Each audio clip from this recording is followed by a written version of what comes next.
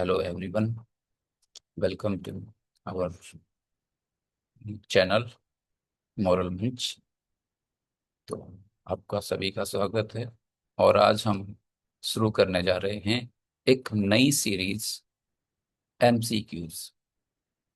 और जैसा कि एक और सीरीज हमने स्टार्ट की हुई है, कॉन्सेप्ट सीरीज, तो उसमें हम कॉन्सेप्ट को लेके चलेंगे और इस सीरीज में हम उस कॉन्सेप्ट पर बेस्ड एमसीक्यूज को देखेंगे। चलिए स्टार्ट करते हैं। Question number 1, who is considered the father of the Indian preamble. पहला क्वेश्चन है हमारे पास कि किसे भारत के प्रस्तावना का जनक कहा जाता है। तो प्रस्तावना का जनक किसे कहा जाता है? ऑप्शन है हमारे पास Jawaharlal Nehru, B R Ambedkar, Mahatma Gandhi, doctor Rajendra Prasad. और राइट आंसर होगा ऑप्शन ए, जवाहरलाल नेहरू, क्योंकि इन्होंने ही उद्देश्य प्रस्ताव पारित किया था और उसी उद्देश्य प्रस्ताव पर प्रियम्बल को बनाया गया। Question number 2, the preamble is known as the identity card of the constitution by. Question पूछा है कि जो भारत का प्रस्तावना है, भारतीय संविधान का जो प्रस्तावना है, उसको identity card of the constitution, संविधान का परिचय पत्र कहा जाता है। ये किस के द्वारा कहा जाता है? ऑप्शन है हमारे पास doctor Rajendra Prasad, B R Ambedkar, N A Palkhivala, none of the above. तो आंसर इसमें हो जाएगा right answer option C, N A Palkhivala. Question number 3, the words socialist, secular and integrate were added to the preamble by। जो शब्द हैं सोशलिस्ट, सेक्युलर और integrative, तीन शब्द जोड़े गए थे हमारे प्रस्तावना में। ये बाद में जोड़े गए थे, जब प्रस्तावना बना था उस समय इन तीन शब्दों का यूज नहीं किया गया था हमारे प्रस्तावना में। तो ये प्रस्तावना बनने के बाद इनको ऐड किया गया। तो कब ऐड किया गया इनको? Options are 42nd constitution, constitutional amendment act 1976, या फिर 44वां संविधान संशोधन 1978, 24वां संविधान संशोधन 1971, या फिर 52वां संविधान संशोधन 1985। तो राइट आंसर होगा इसमें ऑप्शन नंबर ए, 42वां संविधान संशोधन, जो कि 1976 में हुआ था। Question number 4, the preamble of India is also referred as the horoscope of the constitution by. जो भारत का जो प्रस्तावना है उसे हॉरोस्कोप ऑफ द कॉन्स्टिट्यूशन बोला गया, यानी संविधान की कुंडली बोला गया। तो ये शब्द किसके थे? ऑप्शन है K M Munshi, B Alladi Krishna Swami Ayyar, C B N Rau, D Granville Austin. तो राइट आंसर इसका हो जाएगा K M Munshi. Question number 5, which of the following is not mention in the preamble.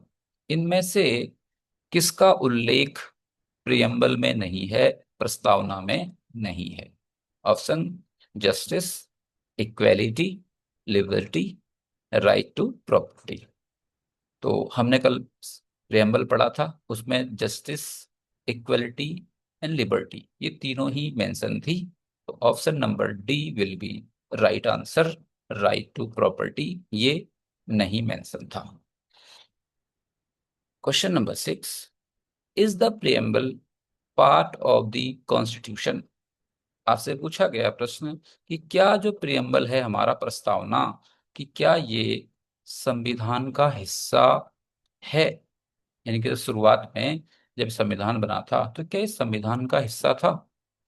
Options no, it is only an introduction. Option A नहीं, ये केवल एक introduction है, प्रस्तावना है।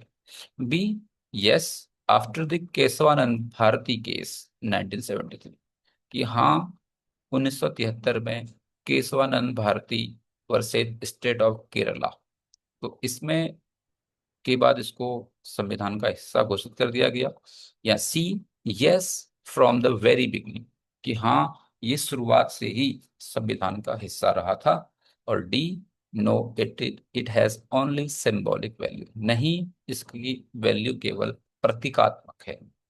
तो राइट ऑप्शन हो जाएगा आपका option number B, yes after the Kesavananda Bharati case 1973। तो आपको बताते चलें, जब हम कॉन्सेप्ट देख रहे थे तो हमने उसमें देखा था कि जो प्रेम्बल था वो शुरुआत से ही संविधान का हिस्सा नहीं माना गया था। इसको 1973 में केशवानंद भारती जो केस था उसके बाद ही संविधान का हिस्सा माना गया। Next question, question number 7। The preamble of the Indian Constitution was inspired by which country's constitution? प्रश्न है कि भारत के संविधान का प्रस्तावना कौन से देश के संविधान से प्रेरित है, यानी कि कौन से देश के संविधान में हमने प्रस्तावना देखा और फिर हम उनसे इंस्पायर होकर हमने अपने संविधान में भी प्रियम्बल को जोड़ा। Option A USA, UK, Canada, France. Right answer will be option number A, USA. Next question. How many times has the preamble of India been amended? तो पूछा गया है इसमें कि कितने बार भारत का जो प्रस्तावना है उसको कितनी बार अमेंड किया गया है आज तक, यानी कि संविधान में संशोधन किया, प्रस्तावना में कितनी बार संशोधन हुआ है। Option A never, number B once, number C twice and number D thrice. कभी नहीं, एक बार, दो बार या तीन बार। तो right answer will be once, only once, in 1976 42 आप कॉन्स्टिट्यूशन अमेंडमेंट। पहली बार एक ही बार हुआ था 1976 में 42वां संविधान संशोधन, तो उसमें तीन शब्द जोड़े थे, ये अभी हमने पढ़ा। तो साथ साथ आप भी अपने प्रश्नों को आंसर करते जाइएगा और इसमें देखना है आपको फाइनली कि आपके कितने क्वेश्चन सही होते हैं, और उसको आप कमेंट भी कर सकते हैं कि कितने आपके क्वेश्चन सही हुए हैं। Question number 9। Which of the following words were added to the preamble by 42nd constitutional amendment act 1976। पूछा गया है कि which of the following words, इनमें से कौन से शब्द थे जो कि प्रियम्बल में जोड़े गए 42वें संविधान संशोधन 1976 में। तो ऑप्शन है आपके पास socialist, secular, integrity. Option B sovereign, democratic, republic. Option C liberty, equality, fraternity. Option D none of the above. तो right answer will be socialist, secular, integrity, option number A. Next question. The preamble declares India as a, हमारा जो प्रस्तावना है संविधान का वो भारत को घोषित करता है कि भारत क्या है। Options are number A sovereign, socialist, secular, democratic, republic. Option B sovereign, socialist, secular, federal, republic. Option C sovereign, democratic, federal, republic. And option D socialist, secular, democratic, federal. तो हमने जब प्रस्तावना पढ़ा था उसमें एक चीज हमने नोटिस की थी कि उसमें फेडरल वर्ड का यूज कहीं पर भी नहीं हुआ है। तो ऑप्शन डी में फेडरल, ऑप्शन सी में भी फेडरल, ऑप्शन बी में भी फेडरल, तो ये एलिमिनेट हो जाते हैं तीनों ही ऑप्शन, और आपका option number A will be right answer. तो इसी तरह से आपको एलिमिनेशन करना भी आना चाहिए। जब आप कॉन्सेप्ट को पढ़ते हैं उसके बाद एक प्रश्न लगाते हैं तो ये चीजें आपके लिए बहुत आसान हो जाती हैं। कि आई होप कि चीजें इंटरेस्टिंग रही होंगी आप लोगों के लिए। Next question, in which case did the supreme court declare the preamble as a part of the constitution? ये कह रहा है कि इनमें से कौन सा केस ऐसा था जहां पर कि सुप्रीम कोर्ट ने हमारे प्रियम्बल को संविधान का हिस्सा माना, क्योंकि संविधान का हिस्सा शुरुआत से ही प्रियम्बल नहीं था, इसको बाद में माना था। तो कौन सा केस ऐसा था? Options, Golaknath versus state of Punjab 1967, B Kesavananda Bharati versus state of Kerala 1973, option C Berubari union case 1960, and option D Minerva mills versus union of India 1980। तो right answer will be answer number B, option number B, Kesavananda Bharati versus state of Kerala in 1973।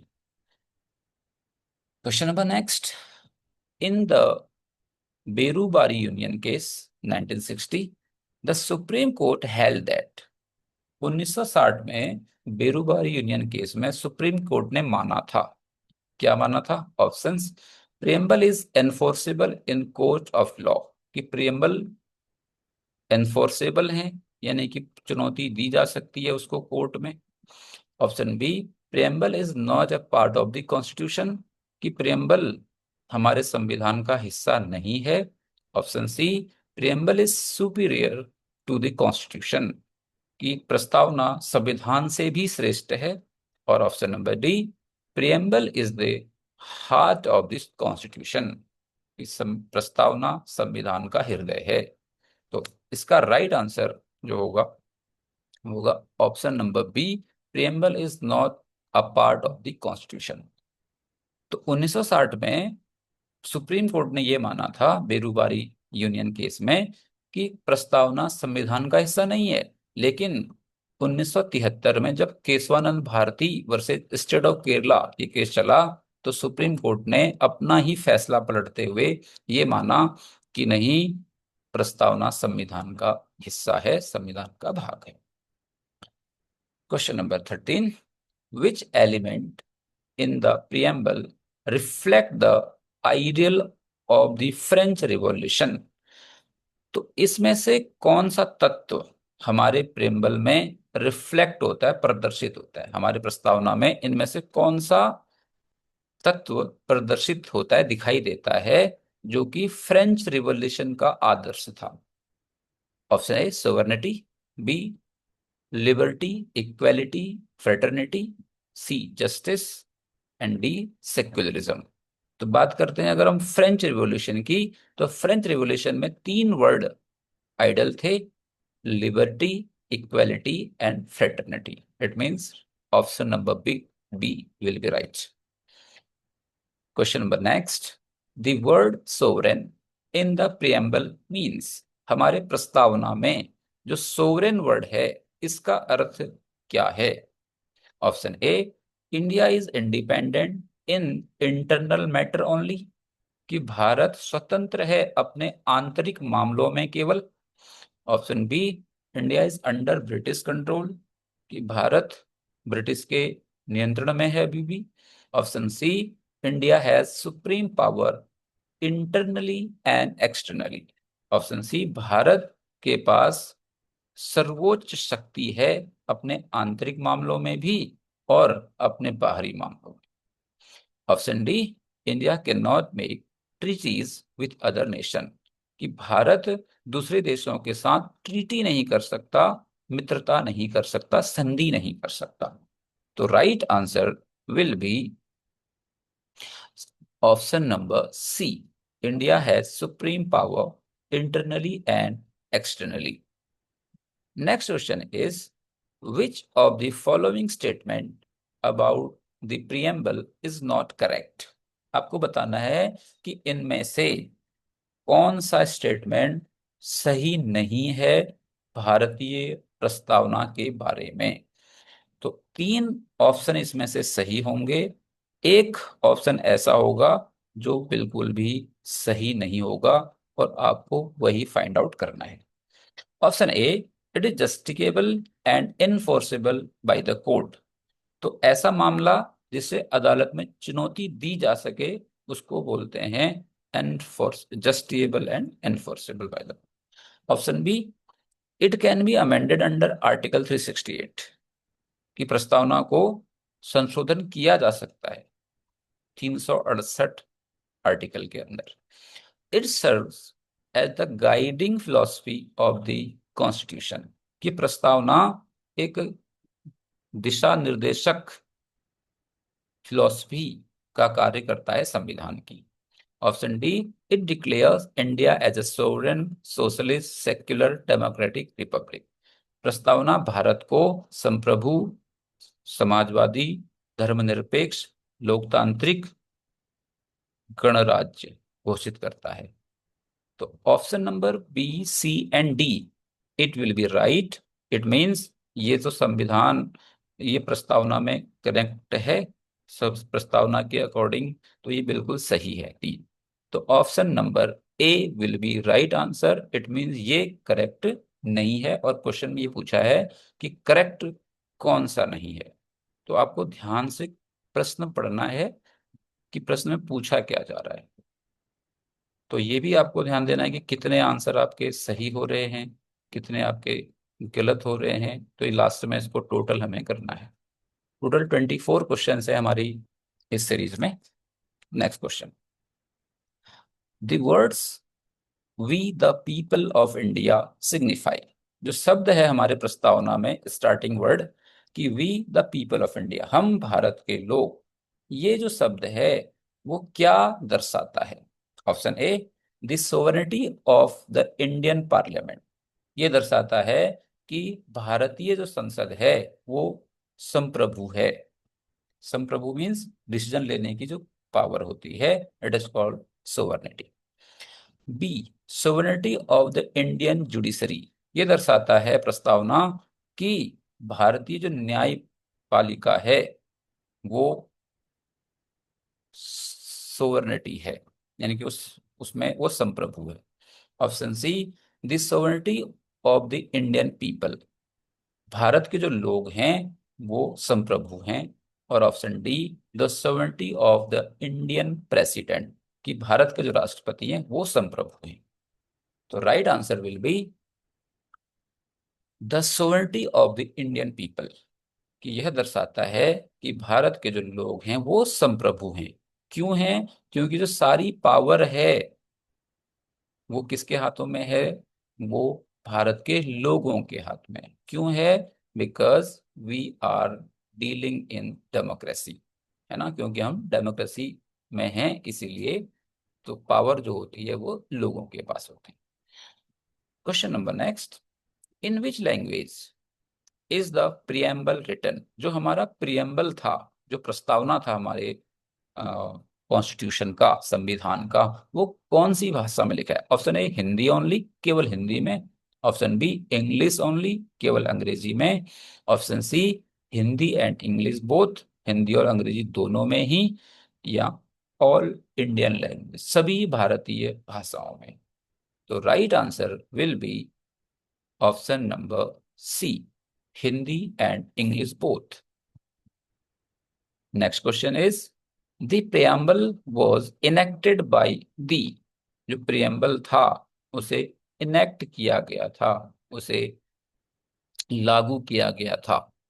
कब लागू किया गया इसे? Option A, constituent assembly after the entire constitution was drafted, ये संविधान सभा ने लागू किया जब संपूर्ण संविधान बन गया था। जब पूरा संविधान बनकर तैयार हो गया उसके बाद इसे संविधान सभा ने लागू किया। Option B, constituent assembly before drafting the constitution, संविधान सभा ने ही इसे लागू किया था, लेकिन जब संविधान बना नहीं था तब, संविधान बनने से पहले ही, बिफोर, पहले ही लागू कर दिया था इसे। ऑप्शन सी, पार्लियामेंट इन 1950, 1950 में भारतीय संसद में इसे लागू किया गया। Option D, British parliament, British संसद में इसे लागू किया गया। तो right answer will be option number A, constitution assembly after the entire constitution was drafted. संविधान सभा ने ही इसको लागू किया, लेकिन जब पूरा का पूरा संविधान तैयार हो गया बनके, और उसके बाद में प्रस्तावना को तैयार किया गया और लागू किया गया। Number next, the preamble is based on. जो प्रियम्बल है, प्रस्तावना है, ये आधारित है, किस पर आधारित है, किस चीज से प्रस्तावना बनाने को प्रेरित हुए भारत के लोग या संविधान सभा?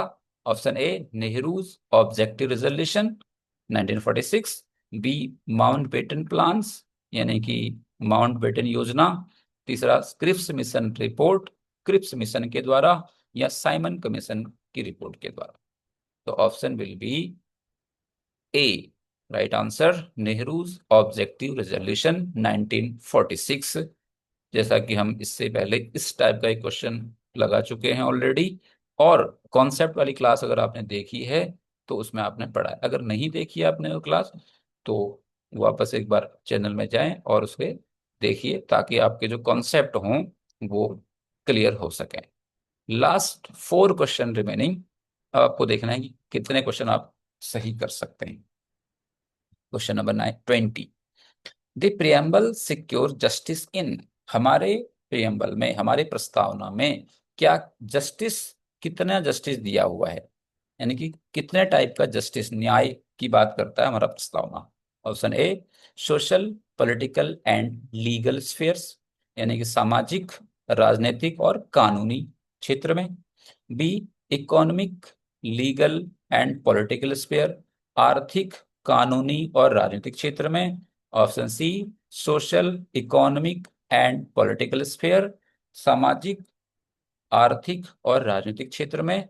या फिर option D, political, culture and social spheres, राजनीतिक, सांस्कृतिक और सामाजिक क्षेत्र में।